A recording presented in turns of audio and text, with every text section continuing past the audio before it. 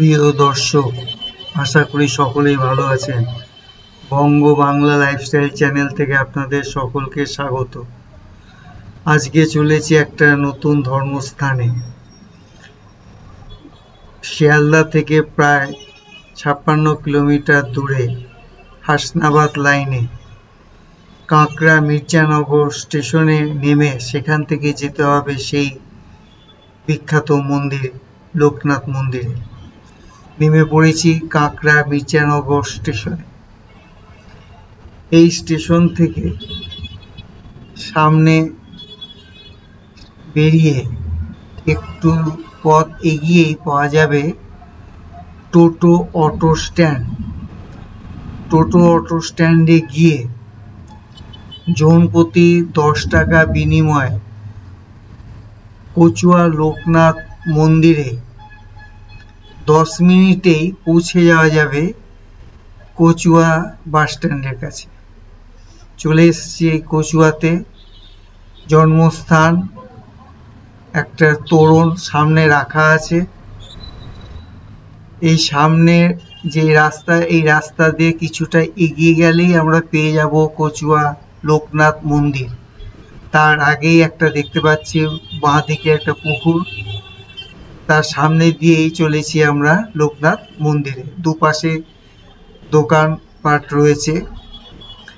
এর আগে আমরা দেখিয়েছি চাকলা লোকনাথ মন্দির। লোকনাথ বাবার জন্মস্থান প্রকৃত কোথায় সেই নিয়ে অনেক মতভেদ আছে।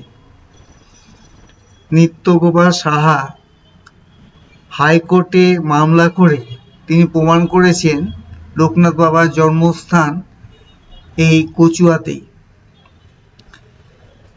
এবং তিনি এই মন্দিরও স্থাপন করেছেন।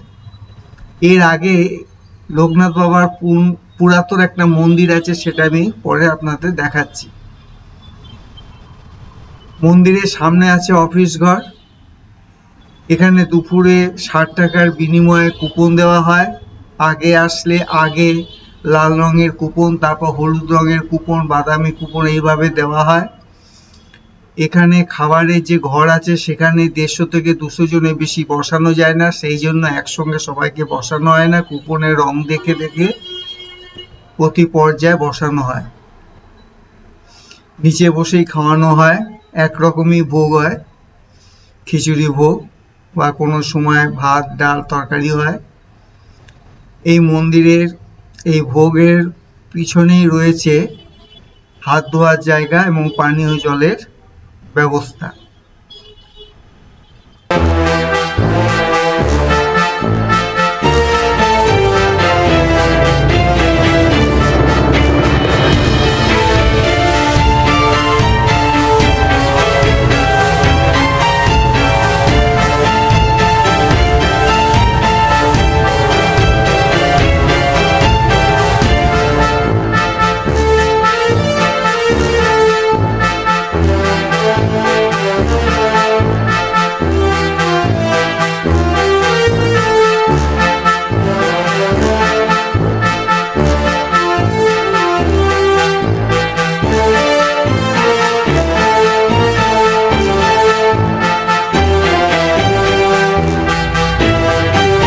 লোকনাথ মন্দিরের পিছনে রয়েছে দুধ পুকুর।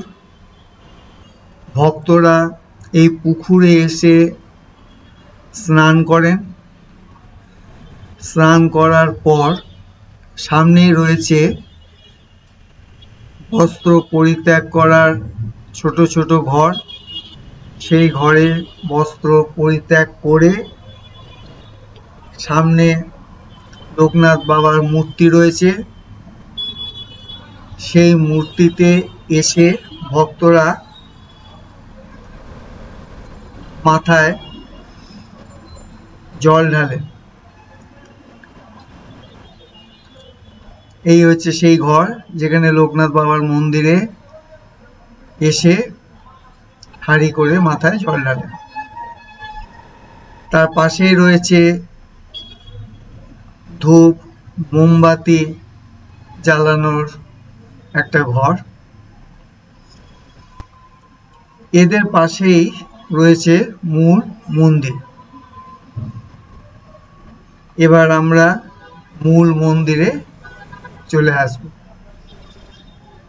মূল মন্দিরের মূল বিগ্রহের সামনে আমরা দাঁড়িয়ে আছি। লোকনাথ বাবার মন্দির, ছবি তোলা নিষেধ, তাও সুযোগ পেয়েছি তাই ছবি তুলে আপনাদের সামনে শেয়ার করলাম। সকাল 8:30-8টার সময় খুলে যায় মন্দির, বেলা 12টা পর্যন্ত থাকে। পুজো শুরু হয় 8টা থেকেই, 12টার সময় ভোগ হয়, যে জন্য একটু ভিড় কম আছে, এখন লোকজন কম।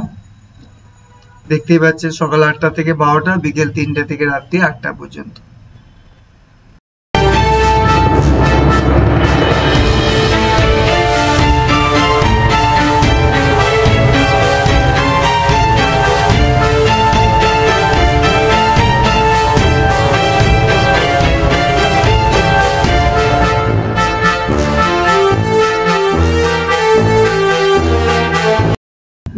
রাস্তার দুপাশে বেশ দোকানপাট রয়েছে, যেখানে পুজোর সামগ্রীও পাওয়া যায়, তাছাড়া বাবা লোকনাথের মূর্তিও পাওয়া যায়।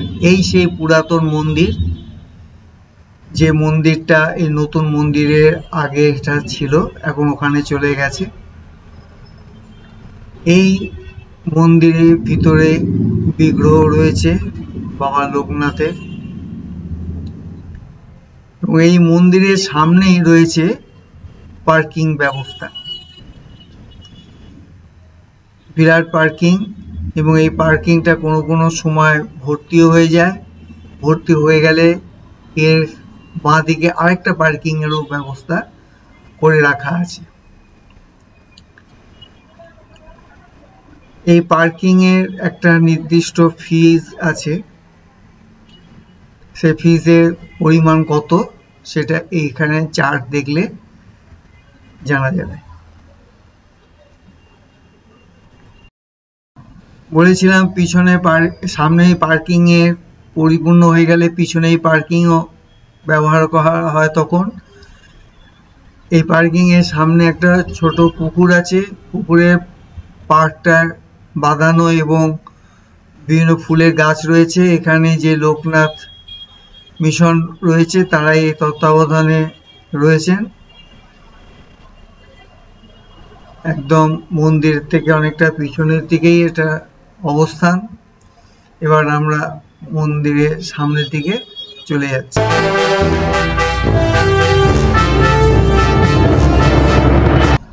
দূরে যে একটা সাদা রঙের বিল্ডিং দেখতে পাচ্ছি, ওই বিল্ডিংটা নতুন তৈরি হচ্ছে, আশা করি 24 সালের প্রথম দিকে তৈরি হয়ে যাবে। এটা হচ্ছে নতুন যাত্রী নিবাস। যারা কচুয়াতে এসে রাত্রে থাকতে চাইবেন তারা এখানে এসে অবশ্যই থাকতে পারবে।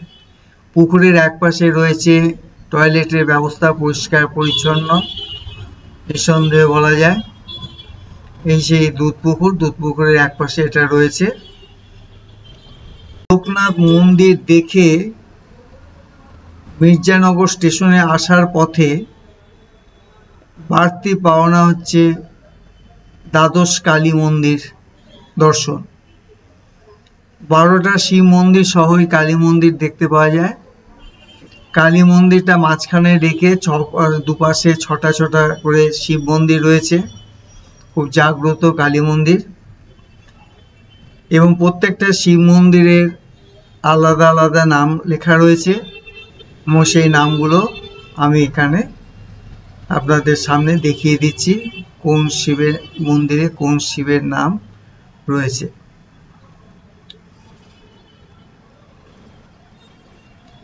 যেমন এটার নাম হচ্ছে শিবনাথ, এটা শম্ভুনাথ,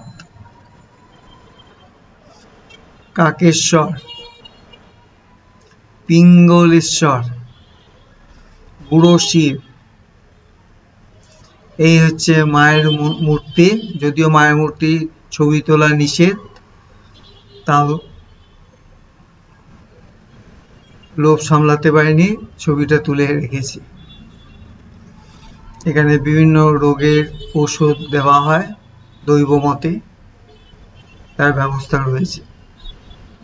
তারকনাথ, বিশ্বনাথ, মানেশ্বর, কাশীনাথ, ভগবান, ব্রহ্মা। দেখুন সামনে মাঝখানে কালী মন্দির, এপাশে 6টা, বাঁদিকে ডান দিকে 6টা, মোট 12টা শিব মন্দির রয়েছে। এটা মির্জানগর স্টেশন এবং কচুয়া লোকনাথ মন্দিরের মাঝখানে এটা পড়ে। এবার স্টেশনে চলে আসলাম, এসে এবার বাড়ি ফেরার পালা। আমার লোকনাথ মন্দির ভ্রমণ এখানেই শেষ হলো। যদি ভিডিওটা আপনাদের ভালো লেগে থাকে তাহলে শেয়ার, লাইক এবং চ্যানেলটা অবশ্যই সাবস্ক্রাইব করবেন। আগামী দিনে নতুন ভিডিও পাওয়ার দেওয়ার আশায় থাকলাম। ভালো থাকবেন।